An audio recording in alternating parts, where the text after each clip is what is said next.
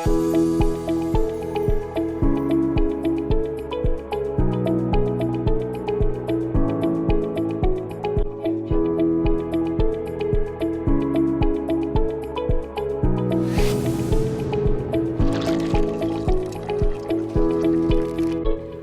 দর্শক, শুভেচ্ছা নিন। আপনাদের সবাইকে আমন্ত্রণ জানাচ্ছি মানসিক রোগ নিয়ে আলোচনা অনুষ্ঠান মনের জানালা দেখার জন্য। অনুষ্ঠানটি নিবেদিত হচ্ছে মনোভুবন সেন্টারের সৌজন্যে। প্রিয় দর্শক, শিশু কিশোরদের অতি চঞ্চলতা, অমনোযোগিতা, চিকিৎসা বিজ্ঞানের ভাষায় বোধহয় একে ADHD বলা হয়, attention deficit hyper activity disorder. এই ADHD নিয়েই আজকের আমাদের আলোচনা, এবং এই বিষয়ে কথা বলার জন্য আজ আমাদের মাঝে উপস্থিত আছেন বঙ্গবন্ধু শেখ মুজিব মেডিকেল বিশ্ববিদ্যালয়ের মনোরোগ বিভাগের প্রাক্তন সহকারী অধ্যাপক এবং বর্তমানে ঢাকার মিরপুরের ডেল্টা মেডিকেল কলেজ এবং হাসপাতালের মনোরোগ বিভাগের সহযোগী অধ্যাপক, বাংলাদেশের খ্যাতিমান মানসিক রোগ ও মাদকাসক্তি নিরাময় বিশেষজ্ঞ ডাক্তার মোহাম্মদ হারুনুর রশিদ। ডাক্তার হারুনুর রশিদ, আপনাকে আমন্ত্রণ জানাচ্ছি আমাদের আজকের অনুষ্ঠানে। ধন্যবাদ। প্রিয় দর্শক, আসুন তাহলে ADHD এই শব্দটার সাথে ইতিমধ্যে অনেকেই পরিচিত হয়ে গেছেন আমাদের দেশে। এই বিষয় নিয়ে আজকে আমাদের আলোচনাটি শুরু করি। ডাক্তার হারুনুর রশিদ, ADHDতে যাওয়ার আগে একটি বেসিক জিনিসটি একটু আলোচনাটা শুরু করতে চাচ্ছি, যে আমরা যে শিশু কিশোরদের এই সমস্যাটা হয় বলে জানি, তাহলে শিশু কিশোরদের ডেফিনেটলি প্রতিপালন একটা পদ্ধতি আছে যেটা কিনা অভিভাবকরা সাধারণত করে থাকে। এই প্রতিপালন পদ্ধতিগুলো সাধারণত কীরকম হয়ে থাকে? শিশু কিশোরদের যে প্রতিপালন পদ্ধতি তিন ধরনের। একটা হলো অথরিটেরিয়ান, পারমিসিভ অ্যান্ড অথরিটেটিভ। তিন ধরনের। অথরিটেরিয়ান মানে এখানে মানে মা বাবা অথবা গার্জিয়ান বাচ্চাদের অতি শাসন করেন, অতি রেস্ট্রিকশন দেন, যেটা যুক্তিতে অযৌক্তিক, যৌক্তিক হোক অযৌক্তিক হোক, তো এতে করে বাচ্চার পরিণতি ভালো হয় না। আর পারমিসিভ হলো এনারা এই ধরনের মা বাবা অথবা গার্জিয়ানরা অতি রকম ছাড় দেন এবং বাচ্চাকে সব কিছুই অ্যালাউ করে দেন। এই জন্য আমরা এটাকে বলি পারমিসিভ। এবং সেই ক্ষেত্রে এইটারও পরিণতি ভালো হয় না। ভালো হয় সেটা হলো অথরিটেটিভ। অথরিটেটিভ হলো আমরা বাচ্চাকে ইউজুয়ালি ছাড় দিব, রিল্যাক্স দিব, কিন্তু যে জায়গায় রেস্ট্রিকশন দেওয়ার দরকার ওখানে দিতে হবে। যেমন কোনো একটা এমন একটা আনডিজায়ার্ড বিহেভিয়ার করলো, ওটাকে দমন করতে হবে, অথবা কোনো একটা অন্যায় আবদার করলো, ওটাকে শোনা যাবে না। ওই ক্ষেত্রে দেখা যায় বাচ্চাকে যদি ক্ষেত্র বিশেষে রেস্ট্রিকশন দেওয়া হয়, বাকি জায়গায় তাকে স্বাধীনতা দেওয়া হয়, তখন বাচ্চার একটা সুস্থ মানসিক বিকাশ হবে এবং ওই ক্ষেত্রে বাচ্চা দেখা যাবে পরবর্তীতে মানে সুস্থভাবে গড়ে উঠবে এবং তার মানসিক রোগ হওয়ার চান্সটা কমে যাবে। তাহলে এই ক্ষেত্রে যদি একটু সংক্ষেপে জানতে চাই যে সাধারণত বাচ্চা প্রতিপালনের ক্ষেত্রে কোন বিষয়গুলোর ক্ষেত্রে আমরা একটু রেস্ট্রিকশন দিব এবং কোন বিষয়গুলোর প্রতি আমরা একটু তাদেরকে করার মতো স্বাধীনতা দিতে পারি? বাচ্চার যে ব্যাপারে মানে আমরা মানে যে নর্মাল যে ব্যাপারগুলো, বাচ্চার খেলাধুলা থেকে শুরু করে আনন্দ, অথবা বাচ্চার একটা মতামত, সে ছোট হলেও তার একটা আলাদা মত থাকবে। এটাকে যদি গার্জিয়ানরা গুরুত্ব দেন বা মা বাবা গুরুত্ব দেন, তখন বাচ্চার সাথে তার অ্যাটাচমেন্টটা সুন্দর তৈরি হয়, সুন্দর একটি অ্যাটাচমেন্ট তৈরি হয়। এবং সুন্দর অ্যাটাচমেন্ট তৈরি হলে বা বন্ধন তৈরি হলে বাচ্চাকে কথা শোনানো অনেক ইজি হয়ে পড়ে। আচ্ছা, কেবল আমাদের দেশে মনে করে যে কেবল মানে শারীরিক নির্যাতন মারামারি করেই এটাকে অর্জন করা যায়, তা কিন্তু না। বাচ্চার সাথে একটা সুন্দর বন্ধন তৈরির মাধ্যমে এর বাচ্চার কাছ থেকে আদায় করে নিতে হবে অ্যাকচুয়াল জিনিসটা। তো বন্ধনটা যদি আগে ঠিক না থাকে, আগে আপনি শাসন করে পারবেন না। আগে যদি বন্ধন ঠিক হয়, বলে যে গরু দুধ দেয় সে লাথিও মারে, তো সেটা ঠিক। বাচ্চার সাথে বন্ধন ঠিক হওয়ার আগেই যদি শাসন করেন, তাহলে সেই ক্ষেত্রে বাচ্চার সাথে আপনার মানে মানে সাথে সম্পর্ক তৈরি হওয়ার আগে ভেঙে যাবে। আচ্ছা আচ্ছা। অতএব আগে বন্ধনটা তৈরি করতে হবে। বন্ধন তৈরি করতে হলে তার কিছু কথা শুনতেও হবে, কিন্তু অন্যায় আবদার শুনতে পারবেন না। ওই ক্ষেত্রে আপনিও একটা সুন্দর কথা উচ্চারণ করলেন, বন্ধন। এবং এই বন্ধনের মাধ্যমে বাচ্চার মানসিক এবং শারীরিক বিকাশের জন্য খুব গুরুত্বপূর্ণ। এই বন্ধনটা কিভাবে তৈরি করবে, এর গুরুত্বটা আসলে কতখানি? বন্ধনটা হলো যে আমি যেটা বললাম, একটি যে বাচ্চার সাথে এমনভাবে আচরণ করতে হবে যে সে একটা অ্যাডাল্ট, তার একটা মতের মূল্য আছে, তারও একটা মানে মূল্য আছে, তাকে এবং তাকে তার মতের মূল্য দিতে হবে যেটা সে যৌক্তিক বলবে। আর অযৌক্তিক যেটা বলবে সে বুঝিয়ে এটাকে খুব করে মানে কোনোভাবে তাকে শারীরিক বা মানসিক নির্যাতন করা যাবে না, এবং তাকে একটা হেলদি এনভায়রনমেন্ট দিতে হবে এবং একটা আনন্দময় কৈশোর অথবা শৈশব দিতে হবে, যাওয়ার চেষ্টা করতে হবে, যেন সে কৈশোরে যে আনন্দ বা শৈশবে যে আনন্দ, এই আনন্দটা কিন্তু পরবর্তী জীবনে থাকে না। এই শৈশব বা কৈশোর যাদের আনন্দময় হয় না, তারাই পরবর্তীতে অনেক ক্ষেত্রে মানসিক রোগে আক্রান্ত হন।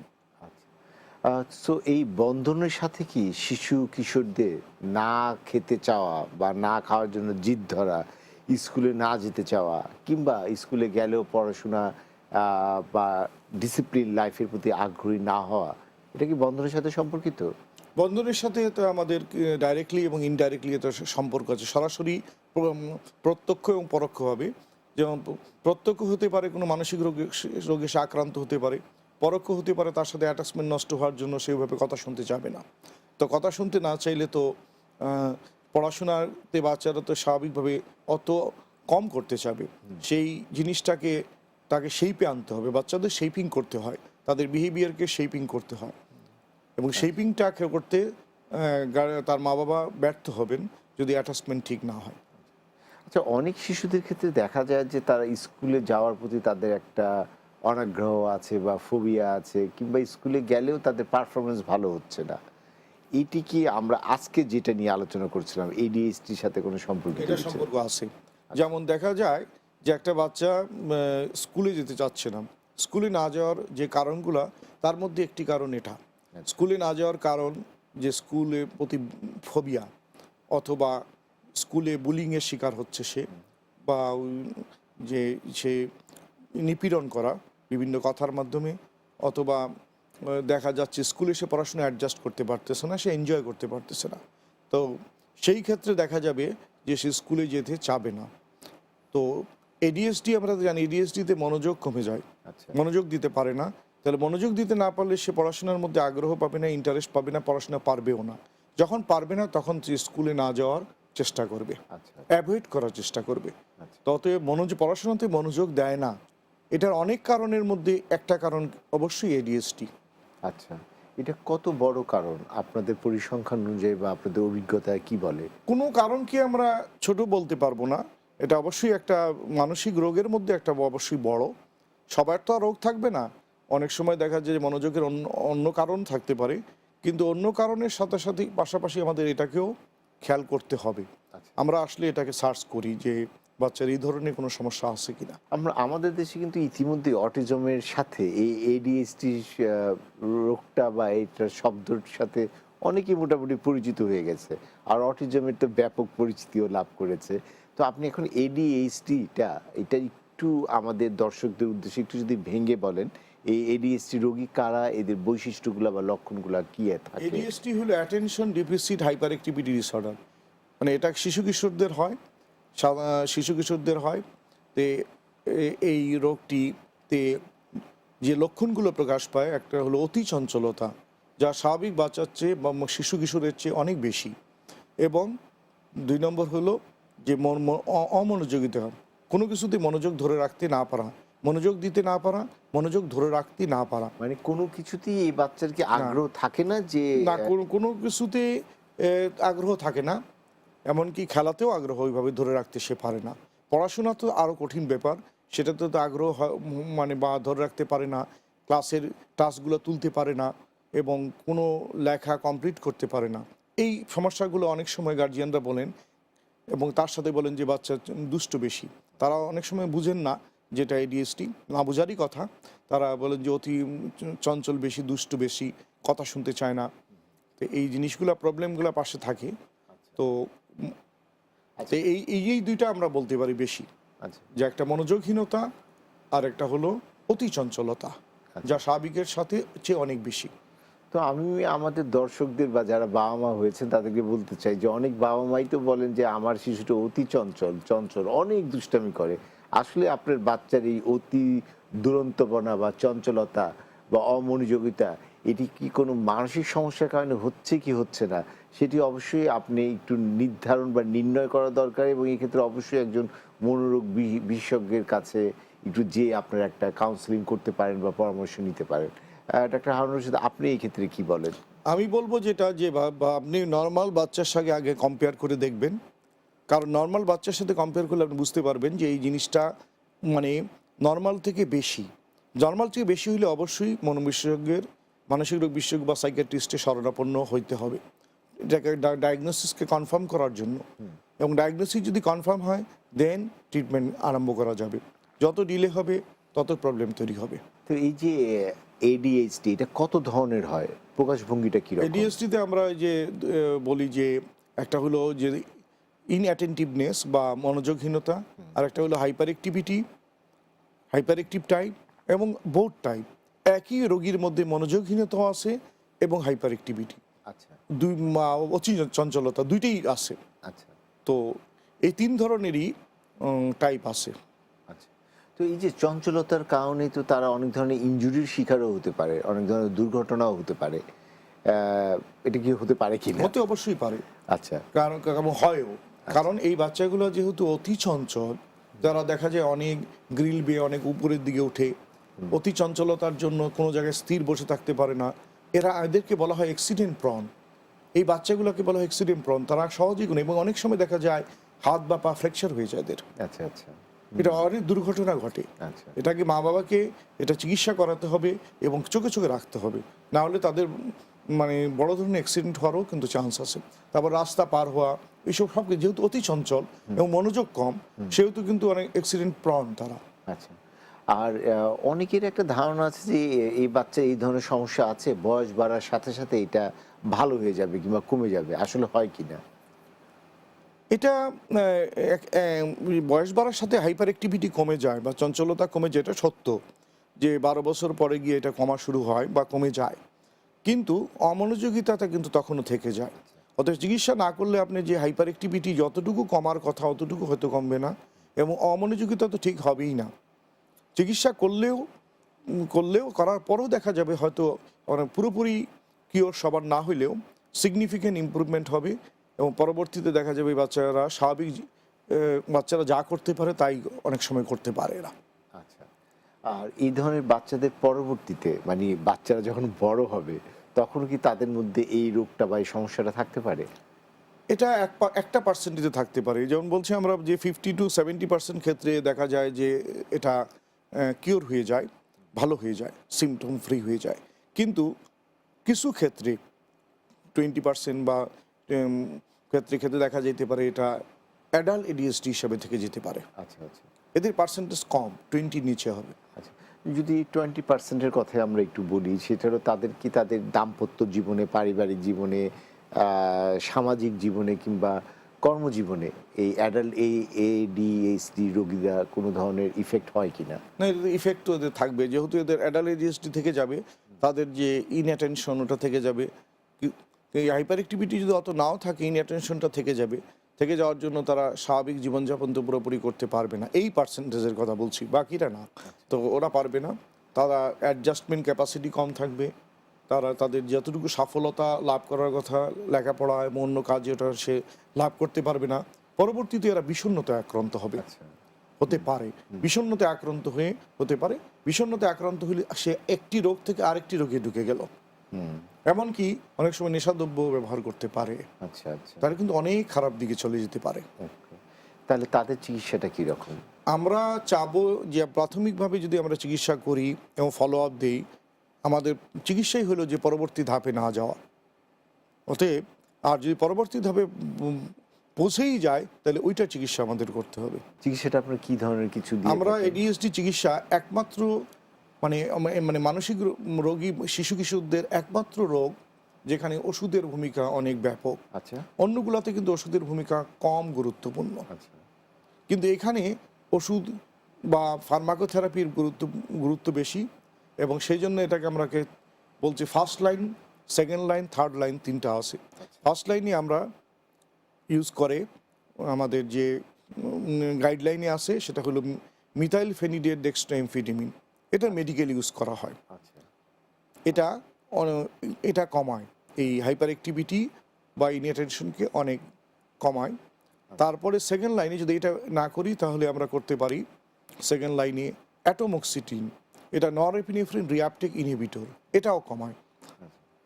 থার্ড লাইনে আমরা ব্যবহার করতে পারি রেসপেরিডন অথবা অন্যান্য ওষুধগুলো আছে সেগুলো ব্যবহার করতে পারি। আচ্ছা, আমরা চিকিৎসা ব্যবস্থাপনা নিয়ে আপনার সাথে আলাপ করব, তার আগে একটি বিরতি নিয়ে নিচ্ছি। প্রিয় দর্শক, দেখছিলেন মনোভবন সেন্টার নিবেদিত মনের জানালা অনুষ্ঠানটি। আজকে আমরা আলোচনা করছিলাম শিশুর অতি চঞ্চলতা, অমনোযোগিতা নিয়ে, যেটি কি চিকিৎসার ভাষায় এডিএইচডি বলা হয়। এই বিষয় নিয়ে আরও কথা বলবো একটি বিরতির পর। আমাদের সঙ্গেই থাকুন।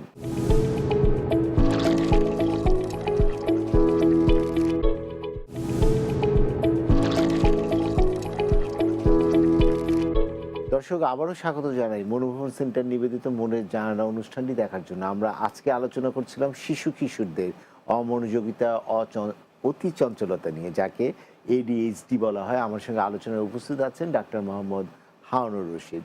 ডাক্তার হারুনুর রশিদ, চিকিৎসাটা নিয়ে তো একটু আলোচনা করবে, আপনি কিছু ওষুধের কথা বলছিলেন। ওষুধটা নিয়ে আমরা নিশ্চয়ই আপনার আলোচনা করব, কিন্তু তার আগে জানতে ইচ্ছা করছে, সব বাচ্চা তো আর এডিএইচডি নিয়ে জন্মায় না, বা এডিএইচডি ডায়াগনোসিস হয়ও না। কাদের হয়? এটা এক্সাক্ট কজ আমরা জানি না, তবে এক্সাক্ট কজ আননোন, কিন্তু যেগুলা কারণ মোটামুটি বের করা হয়েছে, দেখা যায় যে যে এটা একটা বিকাশজনিত মানসিক সমস্যা। আচ্ছা। যাদের ব্রেইন সঠিকভাবে ডেভেলপ হয় না, দেখা যাচ্ছে মাতৃগর্ভে সঠিকভাবে ডেভেলপ হয় না বা জন্মের সময়, তখন দেখা যায় যে এরা এডিএসটি ডেভেলপ করে। আচ্ছা।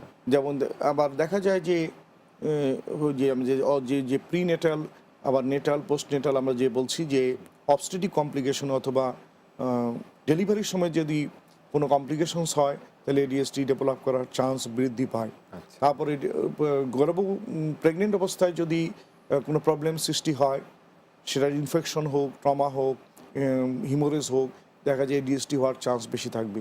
গর্ভবতী মা যদি নেশায় আসক্ত হয়ে পড়েন, আচ্ছা। তাহলে কিন্তু এডিএসডি হওয়ার চান্স অনেক বেশি বাড়বে। আচ্ছা। আচ্ছা। আমাদের দেশে বর্তমানে কিন্তু আমরা দেখছি যে মেয়েরাও কিন্তু নেশায় আসক্ত হচ্ছেন, এবং হওয়ার জন্য কিন্তু পরবর্তীতে কিন্তু এডিএসডি নাম্বার বেড়ে যাবে। আচ্ছা। এটা বিদেশে তো এটা আগেই বেশি। তারপরেই হলো অবস্টেটিভ কমপ্লিকেশন, যেটা আমরা বললাম, এবং পিতা মাতার বয়স বেশি, বিশেষ করে পিতার বয়স যদি বেশি হয়, তাহলে এটা হয়তো দেখা দেয়। আচ্ছা। বিশেষ করে যারা 60 বয়স, তাদের দেখা যায় তাদের স্পার্মটা মিউটেশন হয়ে যায়। এই মিউটেশন বা চেঞ্জ হয়ে যাওয়ার জন্য এডিএসডি ডেভেলপ করার সম্ভাবনা তাদের মধ্যে অনেক বেশি। আচ্ছা। এইগুলা মোটামুটি কারণ সেগুলো হলো স্বীকৃত কারণ। এছাড়া আরও কিছু কারণ বলে যে কিছু খাবার, যেমন এক্সেস সুগার, এইসবও বাড়াইতে পারে, কিন্তু এগুলা অতটা প্রুফ না। খাবার কি, মানে এই ধরনের খাবার মানে বেশি সুগার খেলে? দিতে একটু মানে নিরুৎসাহিত করা হয়। আচ্ছা। দেখা যায় যে এতে অনেক সময় হাইপার অ্যাক্টিভিটি বাড়তে পারে। এটা কিন্তু এত প্রুভড কিছু না। আমাদের অনেকে একটা ধারণা আছে যে চকলেট খেলে, সফট ড্রিঙ্কস খেলে, পিৎজা, বার্গার বা যা এই ধরনের ফাস্ট ফুড খেলে, জাঙ্ক ফুড খেলে এই ধরনের সমস্যা হতে পারে, বাচ্চা বেশি চঞ্চল হয়ে যেতে পারে। এটা ওই যে কিছুটা রিলেশন, যেটা বলছে যে এক্সেস সুগারের ব্যাপারে, আচ্ছা। সেটাতে কিছুটা বলে, কিন্তু এটা এখন মানে অত স্ট্রং এভিডেন্স না। কিন্তু এমন কি কোনো খাওয়া আছে যে খাওয়া খেলে এডিএইচডি রোগীর একটু ভালো ফিল করতে পারে বা নিরাময়ে সাহায্য এটা করে? মানে একটা রিসার্চে আমরা মানে একটা জার্নালে দেখেছি যে ভিটামিন এবং মিনারেল দিলে দেখা যায় যে অনেক সময় এডিএসটি ইমপ্রুভ করে। আচ্ছা। এটা একটা ডাটাতে দেখা গেছে। আচ্ছা। আর আরেকটি ব্যাপার যেটা আপনি বলছিলেন যে first line, second line, third line treatment. এটা ফার্স্ট লাইন মানে ওষুধের ক্ষেত্রে বলছি, first line, second line, third line. হ্যাঁ, সেকেন্ড লাইন ট্রিটমেন্ট বা থার্ড লাইন ট্রিটমেন্টে আপনারা কি করেন, কি ওষুধ ব্যবহার আমরা করেন? ওই সেকেন্ড লাইন, ফার্স্ট লাইনে আমরা বলছি মিথাইল ফেনিডেট ডেক্সট্রোএমফেটামিন, মানে এমফিটেমিনই ওষুধ রূপে ব্যবহার করা। আচ্ছা। আচ্ছা। এটা সাইকোস্টিমুলেন্ট এমফিটেমিন। সেকেন্ড লাইন হলো অ্যাটোমোক্সিটিন বা নরএপিনেফ্রিন রিআপটেক ইনহিবিটর, এটা একটা অ্যান্টিডিপ্রেসেন্ট। থার্ড লাইনে আমরা রেসপেরিডন ব্যবহার করতে পারি, অ্যান্টিসাইকোটিক যেটা। এই ওষুধগুলো আপনারা কিভাবে দেন, কত ডোজে দেন, কতদিন পর্যন্ত ব্যবহার করতে? বাচ্চাদের তো কম ডোজে দিতে হয়, আস্তে আস্তে প্রয়োজন অনুযায়ী বাড়াতে হয়, এবং এটা লং টার্ম ইউজ করতে হয় মোটামুটি। লং টাইম যখন ইউজ করার কথা বলে, তখন স্বাভাবিকভাবেই তো প্রশ্ন আসে যে পার্শ্ব প্রতিক্রিয়াটা কতখানি? পার্শ্ব প্রতিক্রিয়া তো কিছু আছে, তবে আমরা যেহেতু ডোজ কম দিয়ে মিনিমাইজ করি এবং ড্রাগ হলিডে পালন করতে পারি। যেমন দেখা যায় 5-7 দিন স্কুল, 5 দিন আমরা ওষুধ দিব, 2 দিন তার বন্ধ, ওই 2 দিন ওষুধ দিব না। আচ্ছা। তাহলে তার সাইড ইফেক্ট বা ওটাকে আমরা অনেকটুকু মিনিমাইজ করতে পারি, আর ডোজটা একটু কমায় রাখার চেষ্টা করি। আচ্ছা আচ্ছা, এই যে ওষুধগুলোর কথা বললেন এবং আপনি কিন্তু একটা গুরুত্বপূর্ণ কথা বলেছেন যে কিশোরদের যত ধরনের মানসিক সমস্যা হয় এর মধ্যে এডিএইচডিতে ওষুধের ওষুধের ভূমিকা খুব ভূমিকাটা গুরুত্বপূর্ণ। অন্য রোগের চেয়ে বেশি। অন্য এই ওষুধগুলো বাংলাদেশে কি সবই অ্যাভেলেবেল? সাইকোস্টিমুলেন্ট বা ফার্স্ট লাইন যেটা বলছি এটা আমাদের দেশে এখন অ্যাভেলেবল অত না, আচ্ছা কিন্তু আগে অ্যাভেলেবল ছিল। এটা কিন্তু এটা আসলে দরকার, কিন্তু অ্যাভেলেবল না, এটাকে সরকার ব্যান করে দিছে। আচ্ছা আচ্ছা তো যেহেতু এটার মনে মনে করছেন মিস ইউজ হইতে পারে, এই জন্য ব্যান করছেন। তো কিন্তু পেশেন্টদের জন্য আসলে ওষুধটি দরকার। আচ্ছা। এখন আমরা বাধ্য হয়ে অন্য ওষুধগুলো আমাদের ব্যবহার করতে হয়। আমরা যদি একটু চিকিৎসার খরচ জানতে চাই, কারণ এটা আপনার কথা শুনে বুঝলাম যে এটা একটু দীর্ঘমেয়াদী চিকিৎসাই। সাধারণত চিকিৎসা খরচটা কতখানি ব্যয়বহুল কিংবা এটা আসলে আমাদের দেশের প্রেক্ষিতে কতখানি যৌক্তিক যদি বেশি ব্যয়বহুল হয়ে থাকে? না, আমাদের মানসিক রোগের চিকিৎসা কোনোটাই অতি ব্যয়বহুল না। আমাদের যে যে আমরা যে আমাদের দেশে যে সাইকিয়াট্রিস্টরা দেখেন অথবা মানে কাউন্সিলিং করেন, কোনোটাই অতি ব্যয়বহুলের মধ্যে দেখি না।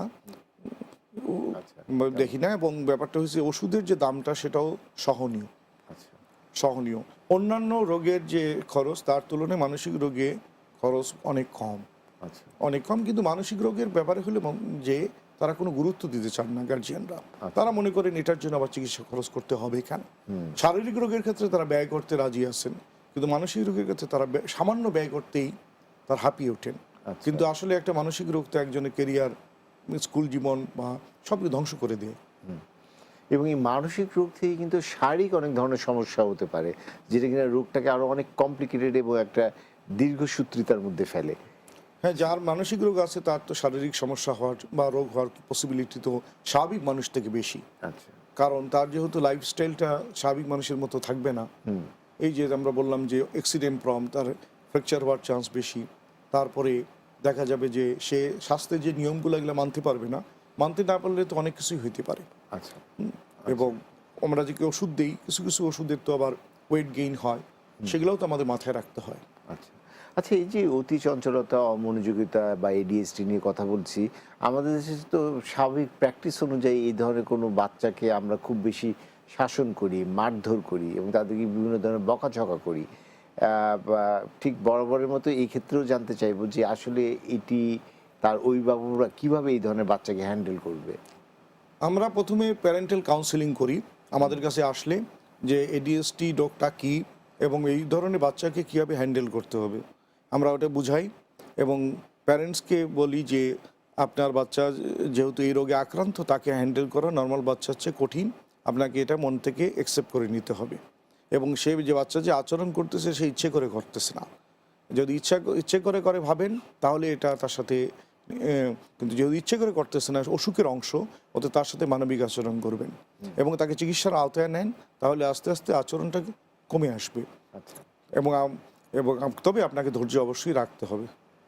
আচ্ছা, আরেকটি ব্যাপার, যেহেতু এডিএসডি আপনি একটা বললেন যে একটা মস্তিষ্কের রোগ, আপনার স্নায়ুর বিকাশজনিত একটা রোগ, তো এই রোগের কারণে, এডিএসডির কারণে মস্তিষ্কের অন্যান্য কোনো সমস্যা হওয়ার ঝুঁকি বেড়ে যেতে পারে কিনা? লাইক যদি আমরা ইপিলেপসি বা মিগি রোগীর কথা বলি বা মস্তিষ্কের আবরণের রোগ ম্যানিনজাইটিসের কথা বলি, ইত্যাদি ইত্যাদি, কোনো রিলেশন আছে কিনা? এডিএসডি সাথে অনেক সময় দেখা যায় আমরা টিক ডিসঅর্ডার একটা আছে, যে সেখানে বিভিন্ন অঙ্গভঙ্গি এবং শারীরিক মানে মৌখিক অঙ্গভঙ্গি করে, অদ্ভুত অঙ্গভঙ্গি এবং গালাগালি করে, সেটা থাকে অনেক সময় থাকে। এপিলেপসিও থাকতে পারে। এটা যেহেতু নিউরো ডেভেলপমেন্টাল একটা প্রবলেম, সেখান যে অন্য নিউরো ডেভেলপমেন্টাল ডিসঅর্ডারগুলোও কিন্তু থাকার সম্ভাবনা আছে, যেমন মেন্টাল রিটার্ডেশন থেকে শুরু করে অটিজম, এটাও কোমরবিড থাকতে পারে। আচ্ছা, এবং এই ধরনের বাচ্চাদের কি ঠিক একই রকমভাবে হার্টের কোনো সমস্যা বা কিডনির কোনো সমস্যা নিয়ে জন্মগ্রহণ করতে পারে? করতে পারে, তবে পার্সেন্টেজটা কম, মেন্টাল রিটার্ডেশনে বেশি। আচ্ছা, তো যখন একটা শিশু কিশোর এই ধরনের সমস্যা আক্রান্ত, বাবা মারা চিনবেন কিভাবে, কোন সময়ে বুঝবেন এবং কখন আপনাদের কাছে এই রোগের চিকিৎসার জন্য নিয়ে আসবেন? এটা হলো তার যে আমরা বলছি যে মানসিক রোগ চেনার উপায় হলো তার অস্বাভাবিক আচরণ, যে তার অমনোযোগতা অতি চঞ্চলতা, যেটা স্বাভাবিক বাচ্চার সাথে কম্পেয়ার করলে ওনারা বুঝতে পারবেন, এবং স্কুলে দিলে টিচাররা তখন আইডেন্টিফাই করে দেন যে আপনার বাচ্চা অতি চঞ্চল, তাকে ক্লাসে বসানোই যায় না, কোনো পড়া দিলে সে মানে মনোযোগ দেয় না, এই জিনিসগুলো তারা কমপ্লেন করেন। তো আচ্ছা। যত সচেতনতা পারবে তত টিচারও বলে দিতে পারবেন যে তার সমস্যা আছে, আপনারা দেখান। অনেকখানি টিচাররা বলে দেন যে আপনারা মানসিক বিশেষজ্ঞ দেখান। আচ্ছা, তো সেই ক্ষেত্রে দেখা যায় যে চিকিৎসা অনেক তাড়াতাড়ি হয়। আপনার সাজেশন কি যে বাংলাদেশে তো এই ধরনের সমস্যা খুব সম্ভবত একটু ক্রমান্বয়ে বাড়ছেই, এবং এই স্কুলেও অনেক রোগ বাচ্চাদের ডায়াগনোসিস হচ্ছে, তো স্কুলে এনভায়রনমেন্ট বা রিসোর্স কিভাবে থাকলে এই রোগের ডায়াগনোসিসটা বা প্রপার জায়গায় এই ধরনের বাচ্চাদেরকে রেফার করাটা ত্বরান্বিত হবে? স্কুলে আসলে যেটা হলো, স্কুলে একটা আনন্দময় এনভায়রনমেন্ট থাকা উচিত, এবং বাচ্চার সাথে মানে সঠিক আচরণ করা উচিত, এবং বাচ্চা একটা ডিসিপ্লিনের মধ্যে যেন থাকতে পারে। এবং যেসব বাচ্চা ডিসিপ্লিনে থাকতে পারতেছে না, তাদেরকে কেন থাকতে পারতেছে না এর কারণ খোঁজা উচিত। এবং বাচ্চাদেরও যেভাবে আমরা ফিজিক্যাল অ্যাসেসমেন্ট করি, সেভাবে প্রত্যেকটা স্কুলেই মেন্টাল অ্যাসেসমেন্ট করানো উচিত। আমি মনে করি যে যেভাবে আমরা ফিজিক্যাল একটা রোগ খুঁজি, ফিজিক্যাল স্ক্রিনিং করানো হয়, তেমনি মেন্টাল স্ক্রিনিং করানো যায়। কারণ করলে যদি থাকে, তাহলে যদি তার সঠিক সময় চিকিৎসাটা হয়, তাহলে তার প্রগনোসিসটা অনেক ভালো হবে। যেমন বাচ্চাদের ক্ষেত্রে কিন্তু ভীষণ পরীক্ষা, চোখ পরীক্ষার একটা চালু আছে, নিউট্রিশন একটা প্রোভাইড করা হয়, ঠিক একই রকম মেন্টাল অ্যাসেসমেন্টের কথাও আপনি আজকে আমাদেরকে বলবেন। এটা করবে কারা, কোন বিশেষজ্ঞরা? এটা মানসিক রোগ বিশেষজ্ঞরাই করবেন। আরেকটা ব্যাপার যেটা জানতে চাচ্ছি যে অনেক সময় কি এমন হওয়ার সম্ভাবনা আছে যে শিশু কিশোর অবস্থায় এডিএইচডিটা প্রচ্ছন্ন অবস্থায় আছে, একটু ডরমেন্ট অবস্থায় আছে, কিন্তু বয়স বাড়ার সাথে সাথে এইটি একটু প্রকট আকারে ধারণ করলো? এটা সাধারণত হয় না, শিশু কিশোরদেরই এটা বেশি হয়। তবে ওই যে আমরা বললাম একটা পার্সেন্টেজে যারা অ্যাডাল্ট হওয়ার পরও এদের থেকে যেতে পারে, এটাকে আমরা বলি অ্যাডাল্ট এডিএসটি, এদের সংখ্যা কম। আর 80%-এর ক্ষেত্রে তো আপনারা মোটামুটি 60-80%-এর ক্ষেত্রেই দেখা যায় যে সিগনিফিক্যান্ট ইমপ্রুভমেন্ট হয়। আচ্ছা, এবং এদের মধ্যে যাদের আইকিউ ভালো থাকে, বেশিরভাগ যাদের আইকিউ ভালো থাকে, তারা একেবারে নর্মাল লাইফ লিভ করতে পারে এবং নর্মাল পারফরমেন্স করে এরা জীবনে প্রতিষ্ঠিত হতে পারে, তারা সুস্থ স্বাভাবিক জীবন শিশু, যাপন করতে পারবে। কোনো এদের ধরনের- কোনো তেমন কোনো প্রবলেম হবে না ওই পিরিয়ডটা পার করতে পারলে। আচ্ছা, এবং এটা তো ডেফিনেটলি আমরা বলবো যে এটা কোনো জিন ভূতের আছন্ন না বা কারো কোনো বদদোয়া না, কিছু না, এটি একটি অবশ্যই এই জিনভূতের আসলে এরকম কোনো বৈজ্ঞানিক প্রমাণ নেই। আচ্ছা, এটা তাহলে এইচডিটা ব্রেইনের কিভাবে এটা সৃষ্টি হচ্ছে কিভাবে, আমরা যদি একটু এটার প্যাথোফিজিওলজিটা বা এটা mechanism টা আমরা জানতে যে চাই। আমাদের যে ব্রেইনে যে গঠনগত একটা সমস্যা এবং নিউরোট্রান্সমিটারের ভারসাম্যহীনতা, এটা একটা দায়ী। আচ্ছা, ভারসাম্যহীনতা দায়ী যে আমাদের ব্রেনের যে প্রিফ্রন্টাল কর্টেক্স আমাদের করে কি, যেটা ইনহিবিট করে আমাদের বিহেভিয়ারকে এবং সব অ্যাক্টিভিটিকে। এই বাচ্চাদের এই প্রিফ্রন্টাল কর্টেক্স বা ফ্রন্টাল লোব ইনহিবিশনটা কম থাকে। আচ্ছা, এই কম থাকার জন্যই তাদের মধ্যে এই অতি চঞ্চলতা এবং এই বিহেভিয়ারগুলো দেখা যায়। আচ্ছা, এবং ব্রেনে অ্যাটেনশন এরিয়া, ওটাও তাদের কম কাজ করে। কম কাজ করার জন্যই তাদের মনোযোগের অভাব দেখা দেয়। এটি কি এমন হতে পারে যে আমাদের পরিবারের মধ্যে কোনো ভায়োলেন্স বা কোনো ডিসহারমোনি কিংবা অস্থিরতা, এটা দেখেও এডিএইচডি বাচ্চা আর মানে এটার বৈশিষ্ট্যগুলো আরো প্রকট হয়ে গেল? হ্যাঁ, এডিএসডির যে বৈশিষ্ট্যগুলা, সেটা সেটা সেটা কারণ অবশ্যই ওটা না, কিন্তু তাদের যাদের এডিএসডি আছে তাদের দেখা যাবে যে এটাকে বৃদ্ধি পাবে আচ্ছা, বা প্রেসিপিটেট করবে এই যদি ফ্যামিলি এনভায়রনমেন্ট হোস্টাইল হয়, অথবা ফ্যামিলি এনভায়রনমেন্ট যদি অ্যাডভার্স হয়, তাহলে এটা বৃদ্ধি পাবে। এই বাচ্চাদের নিউট্রিশন বা পুষ্টি এটা কিরকম হবে? নিউট্রিশন আমাদের স্বাভাবিক বাচ্চাদের যে পুষ্টি, সেই পুষ্টিতে আমরা করব, এবং তার সাথে আমাদের খেয়াল রাখতে হবে ভিটামিন এবং মিনারেলটা যেন মানে এইটা মানে একটু আলাদাভাবে এটাকে খেয়াল করে দেওয়া হয়। কারণ দেখা যায় অনেক সময় ভিটামিন বা মিনারেল দিলে ওদের অনেক এডিএসডি বাচ্চা ইমপ্রুভ করছে, কিছু কিছু স্টাডিতে প্রমাণ আছে। স্কুলিংটা কি কোনো বিশেষ ধরনের স্কুলিং? বিশেষ ধরনের স্কুলিংয়ের দরকার নেই, তবে স্কুল অথরিটিকে হেল্প করতে হবে, আচ্ছা, ইনভলভ হইতে হবে। স্কুল অথরিটি, আমাদের দেশে স্কুলে অনেক সময় অথরিটি কোপারেট করতে চান না, কিন্তু এটা ট্রিটমেন্টের মধ্যে লেখা আছে যে এডিএসডির বাচ্চাকে ট্যাকেল করতে স্কুল অথরিটিকে হেল্প করতে হবে, কোপারেট করতে হবে আচ্ছা, এবং স্কুল অথরিটি সাথে গার্জিয়ানরা মিলে এদের মধ্যে একটা আন্ডারস্ট্যান্ডিং এবং এবং কম্বাইন্ড চেষ্টার মাধ্যমে কিন্তু বাচ্চাকে ট্যাকেল করতে হবে। অর্থাৎ একটু ধৈর্যশীল হতে হবে দুই পক্ষ। হ্যাঁ, টিচারকেও মানে মা বাবা যেমন সিম্প্যাথেটিক থাকবে এবং ধৈর্যশীল টিচারও বুঝতে হবে যে বাচ্চাটার সমস্যা আছে, সেই ক্ষেত্রে তার প্রতি সিম্প্যাথেটিক আচরণ এবং ছাড় দিতে হবে তাহলে এই বাচ্চাগুলো দেখতে যে আউটকাম অনেক ভালো হবে। আচ্ছা, এদের আউটকাম বা পারফরমেন্স কি অন্যান্য বাচ্চাদের মতোই হবে নাকি আর একটু ভালো বা মন্দ হওয়ার সম্ভাবনা আছে? এডিএসডিতে কিছু একটা বাধা সৃষ্টি করবে একটা বয়স পর্যন্ত, 12 বছর বা পর্যন্ত বিশেষ করে, তবে ট্রিটমেন্ট না হলে এটা বাধাটা অনেক বেশি থাকবে। কিন্তু এদের মধ্যে যাদের আইকিউ ভালো তারা এটাকে ওভারকাম করতে পারবে এবং স্বাভাবিক জীবনযাপন করতে পারবে, ভালো রেজাল্ট করতে পারবে, জীবনে সবই করতে পারবে, যা একটা স্বাভাবিক বাচ্চার সম্ভাবনা আছে। আমরা এটাতে আমরা খুব আশ্বস্ত হলাম, এটা নিয়ে খুব বেশি টেনশন বা উদ্বিগ্ন হওয়ার না, কিছু খুব নেই। বেশি উদ্বিগ্ন হয়, তবে ওই যে যারা ট্যাকেল করেন তাদের একটু ধৈর্যের ব্যাপার আছে। আমরা আপনার কাছে ফিরবো একটি বিরতির পর। প্রিয় দর্শক, দেখছিলেন মনোভ্রমণ সেন্টার নিবেদিত মনের জানালা অনুষ্ঠানটি। আমরা শিশুর অতি চঞ্চলতা, অমনোযোগিতা অর্থাৎ এডিএসডি নিয়ে আলোচনা করছিলাম। আমরা আরেকটু বিশদ আলোচনা করব একটি বিরতির পর। আমাদের সঙ্গেই থাকুন।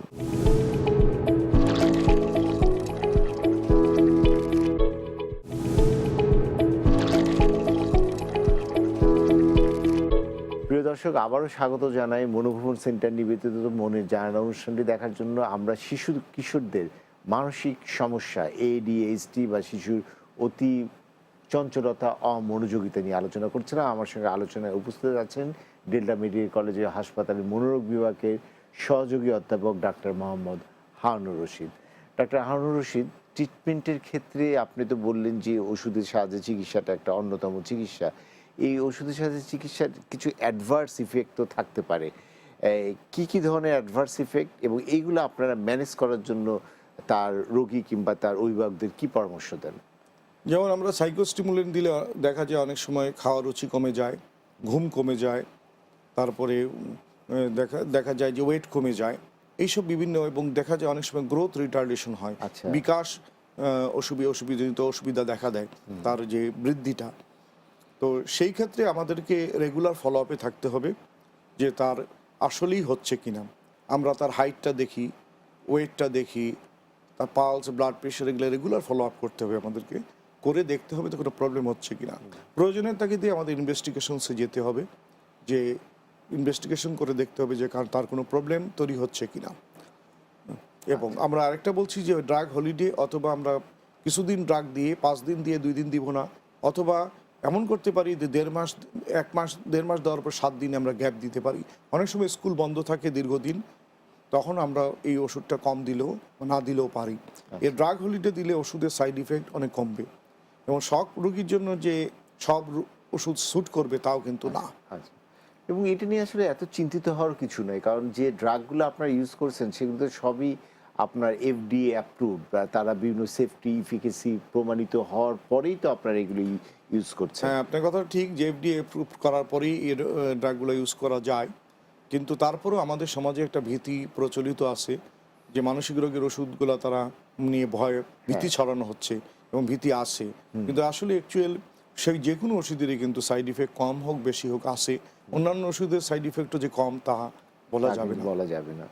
এটি আরেকটি ব্যাপারে একটু জানতে চাইবো যে এডিএইচডি কি এমন হতে পারে যে চিকিৎসা নিল, শিশু কিশোরটা ভালো হলো, স্বাভাবিক জীবনযাপন করছে, পারফরমেন্স ভালো, পরবর্তীতে জীবনে কোনো একটা পর্যায়ে গিয়ে এটা আবার রিল্যাপস করলো? রিল্যাপসের চান্সটা আছে না, একেবারে নাই বলবো না, তবে অনেক কম। যাদের মোটামুটি হয়েছে তাদের রিল্যাপসের চান্সটা কম। তো রিল্যাপস যেন না হয় সেজন্য আমাদেরকে ফলো আপে থাকতে হবে, থাকতে হবে এবং গার্জিয়ানদের খেয়াল রাখতে হবে। খালি এডিএসডির ব্যাপার না, অন্য কোনো মানসিক রোগে আক্রান্ত হয়ে যাচ্ছে কিনা সেটাও দেখতে হবে।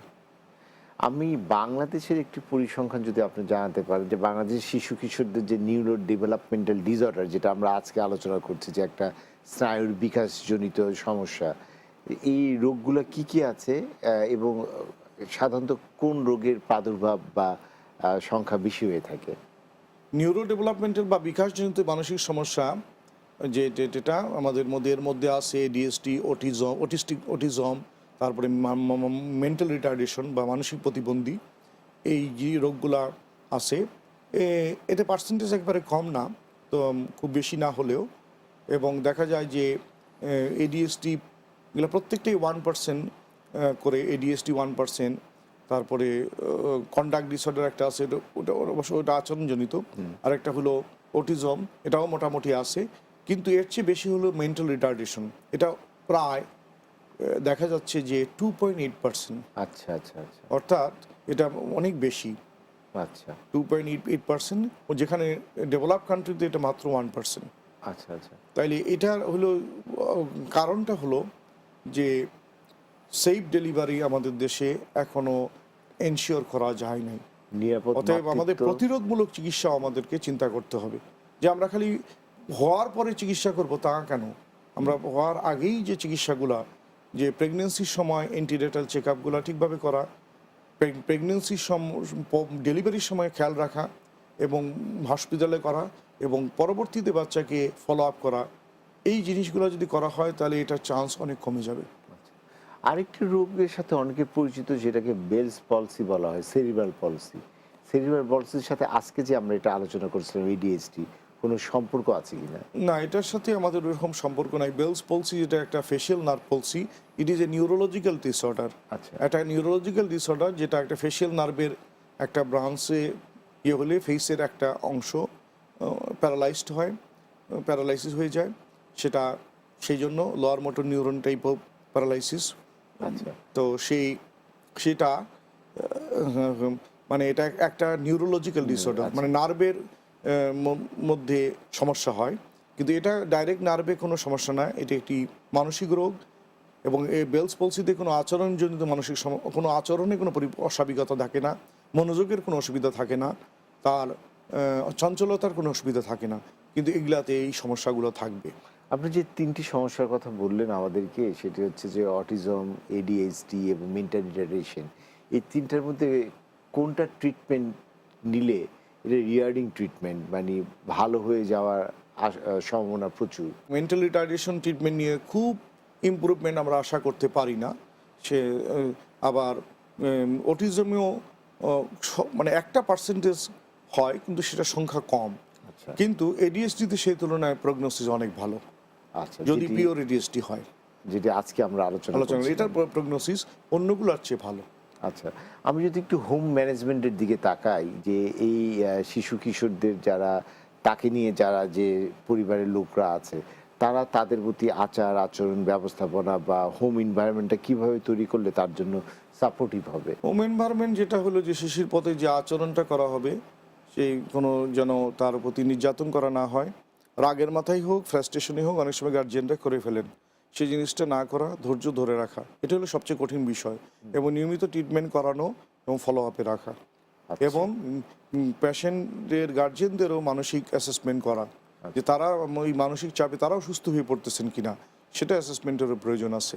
অনেক ক্ষেত্রেই দেখা যায় যে মা বা বাবা তারা নিজেরই অন্য একটি মানসিক রোগে আক্রান্ত হয়ে পড়েন, আচ্ছা। সেই ক্ষেত্রে আমাদের দেখা যায় তাদেরকেও ট্রিটমেন্ট দিতে হয়। এই রোগের চিকিৎসার জন্য কেউ যদি দেশের বাইরে যেতে চায় বা পার্শ্ববর্তী দেশগুলোতে যেতে চায়, তাদের চিকিৎসা ব্যবস্থাপনা, আপনারা যারা চিকিৎসা দিচ্ছেন, পার্থক্য কিছু রয়েছে কিনা? আমি কোনো পার্থক্য আমার চোখে পড়েনি, কারণ মানসিক রোগ এমন একটি রোগ যার কালচারাল প্রভাব অনেক বেশি, এবং এখানে প্রচুর কথা বলতে হয়, পেশেন্টের পার্টিকে বুঝাইতে হয়। আমাদের দেশের মানুষ যারা, তার শিক্ষার হার অত বেশি না, এবং তারা সবার ল্যাঙ্গুয়েজ বুঝেন না, তারা বাইরে গিয়ে খুব ভালো ট্রিটমেন্ট পেয়েছেন, এমন দৃষ্টান্ত আমার চোখে পড়েনি। দেখা যাচ্ছে যে একটা মানুষের যেহেতু বাইরে যাওয়ার অনেক সময় ফ্যাশনে পরিণত হয়েছে, তো সেই জন্য অনেকে বাইরে যান, কিন্তু আমি বলবো যে যে চিকিৎসা আমাদের দেশে যেটার আছে, সেটার জন্য বাইরে গিয়ে আপনি আলাদা কোনো চিকিৎসা পাবেন না, কারণ সারা ওয়ার্ল্ড ওয়াইড একটা গাইডলাইনই ফলো করা হয়। আচ্ছা আচ্ছা ওনারা চাইলেই অন্য গাইডলাইন ফলো করতে পারবেন না। আচ্ছা এটা কিন্তু কিছু কিছু দিকে আমরা পিছিয়ে আসি, সেটা হলো টেকনোলজির দিক দিয়ে, সেটা কিন্তু আমাদের সাবজেক্টে অতটা নেই। অন্য সাবজেক্টে কিছু কিছু কিছু টেকনোলজির দিক দিয়ে, কিছু কিছু ইনভেস্টিগেশনসের দিক দিয়ে বাইরের দেশ আগানো, আচ্ছা সেইগুলা যেটা নাই সেখানে আপনি নিতে পারেন, সেটা আপনি ডাক্তারের সাথে ফিজিশিয়ানের পরামর্শ সাথে করে। করলে ওনারাই বলে দিবেন সেটা, কিন্তু সব ক্ষেত্রে এটার কোনো ভ্যালু নেই। সাধারণত কত সময়কাল ব্যাপী এটা চিকিৎসার প্রয়োজন হয়, কত মাস লাগতে পারে? দেখা যায় যে যার সিমটম দেখা যাচ্ছে যে ওষুধ বাদ দিলে প্রবলেম হচ্ছে, তাদেরকে আমার কন্টিনিউ করতে হবে। আচ্ছা। আর দেখা যাচ্ছে যে না, অতটা লাগতেছে না, প্রথম দিকে হয়তো চঞ্চলতা বেশি ছিল, আস্তে আস্তে কমে আসতেছে, তখন আমরা ওষুধের ডোজ আস্তে আস্তে কমায়ও, কোনো ক্ষেত্রে লো ডোজে অথবা ওষুধ ছাড়াও থাকতে পারে। আচ্ছা। ডাক্তার হারুন রশিদ, আমার মনে হয় যে যে বাচ্চারা বা তার অভিভাবকরা এই ধরনের সমস্যায় ভুগছে, বাচ্চাকে নিয়ে চিন্তিত আছে, আজকে এডিএসডি নিয়ে আপনার আলোচনায় তারা অনেকটাই আশ্বস্ত হলেন এবং জানলেন যে লক্ষণগুলো কি, এর ম্যানেজমেন্টটা কি, এবং সর্বোপরি যে এই ধরনের চিকিৎসাটা এবং এই ধরনের ওষুধ বা সামগ্রিক ব্যবস্থাপনাটা আপনারা বাংলাদেশে প্রোভাইড করছেন।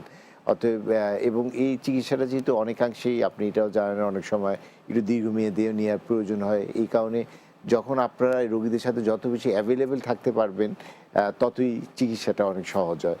আমার মনে হয় যে এখন এই ধরনের কোনো সমস্যা দেখা দিলে আর অপেক্ষা না করে যারা মনোরোগ বিশেষজ্ঞ যারা আছেন আপনাদের মতো, তাদের সাথে পরামর্শ গ্রহণ করাটাই সমীচীন হবে। অনেক অনেক ধন্যবাদ জানাচ্ছি আজকে একটি গুরুত্বপূর্ণ বিষয় নিয়ে আমাদের সঙ্গে কথা বলার আপনাকেও জন্য। ধন্যবাদ, বাংলা টিভির সকল দর্শককে ধন্যবাদ। প্রিয় দর্শক, এই ছিল আজকের মতো আপনাদের জন্য আমাদের আয়োজন। আপনারা এই অনুষ্ঠানটি বাংলা টিভিতে দেখতে পারবেন প্রতি শুক্রবার, এবং আপনাদের মানসিক রোগ সমস্যা নিয়ে আপনাদের কোনো জিজ্ঞাসা, কোনো প্রশ্ন, কোনো পরামর্শ থাকলে আমাদের কাছে লিখতে পারেন, কিংবা ফোন কলও করতে পারেন টিভি কলে যে নাম্বার আসছে কিংবা যে ঠিকানা দেওয়া আছে সেখানে। এবং আমরা চাই যে পুরো জাতি শুধু শারীরিকভাবে না, মানসিকভাবেও তারা সুস্থ এবং সবল থাকুক। এই শুভেচ্ছা জানিয়ে আজকের মতো এখানেই শেষ করছি। আল্লাহ হাফেজ।